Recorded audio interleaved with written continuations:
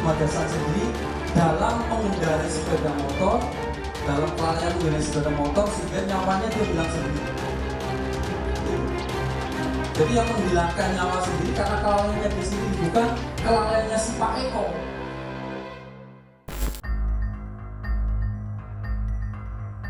Orang tua mahasiswa UI, Hasya Atala Saputra yang meninggal ditabrak kendaraan milik seorang purnawirawan Polri dan belakangan malah jadi tersangka tetap menempuh jalur hukum atas kematian anak mereka. Selain menilai ada keanehan soal penyerahan surat perintah penghentian penyidikan atau SP3, ayahanda Hasya, Adi Saputra juga menyebut penabrak anaknya tidak minta maaf dan tidak menunjukkan empati. Tidak ada keluar kata maaf sekalipun pada malam itu, tidak ada. Jadi pada dasarnya kami ikhlas dengan kejadian itu, tapi karena sikapnya tidak ada empati, ya makanya kami putuskan untuk dilanjutkan sesuai dengan hukum yang berlaku. Ibunda Hasya, Dwi Safiria Putri, ingin menuntut keadilan atas kematian anaknya.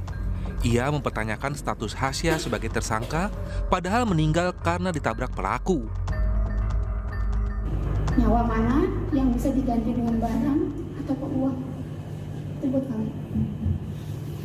Walaupun bukan nyawa dibayar nyawa ya, kita di negara hukum, kami berusaha untuk melalui semua prosedur hukum itu. Tapi sekarang malah prosedur hukum itu menurut kami malah berbalik menyerang kami yang menetapkan anak kami sebagai tersangka. Sebelumnya, polisi menetapkan Hasya yang meninggal dunia sebagai tersangka kecelakaan karena Hasya dinilai kurang berhati-hati saat mengendarai sepeda motor.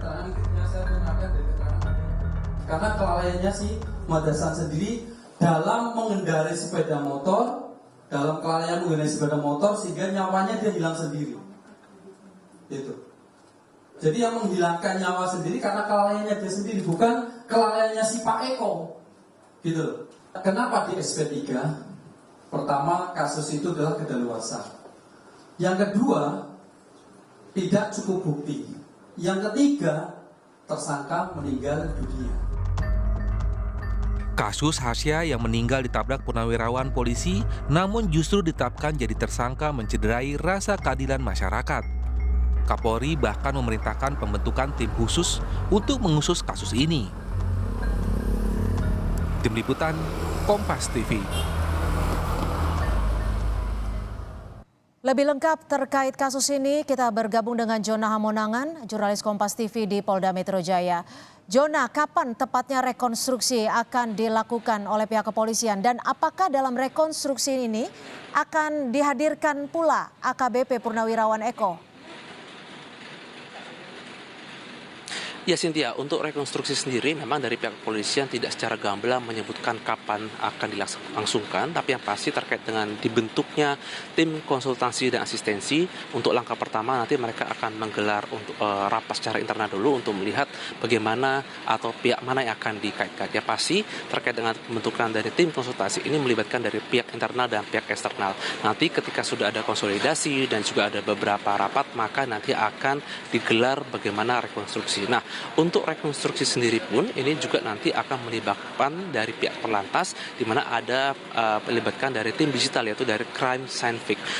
Pelibatan dari Crime Scientific ini sangat penting untuk melihat di mana ini akan menggunakan teknologi artificial intelligence, yaitu teknologi untuk melihat mulai dari kejadian, ketika kejadian dan juga ada beberapa mungkin manuver dari kendaraan sehingga terjadi kecelakaan. Jadi memang untuk hasil dari Crime Scientific ini bisa dikatakan hasilnya cukup akurat dan bisa memperlihatkan bagaimana kejadian sesungguhnya. Seperti kita ketahui bahwa kejadian ini kronologi adalah ketika almarhum Hasya menggunakan motor dan akhirnya ditabrak oleh AKBP Eko yang menggunakan Mitsubishi Pajero. Kasusnya akhirnya menjadi viral di masyarakat dikarenakan dianggap tidak ada empati dari pihak kepolisian, apalagi korban ini sendiri juga ditetapkan sebagai tersangka. Akhirnya setelah melihat adanya fenomena di masyarakat, akhirnya dari pihak kepolisian akhirnya membuka lagi kasus ini untuk bisa diungkap dengan membentuk dari tim yang seperti tim pencari fakta. Nah, untuk membuka kasus ini itu saja ini tidak serta-merta, jadi ada pelibatan tim internal eksternal. Untuk tim internal ada dari pihak dari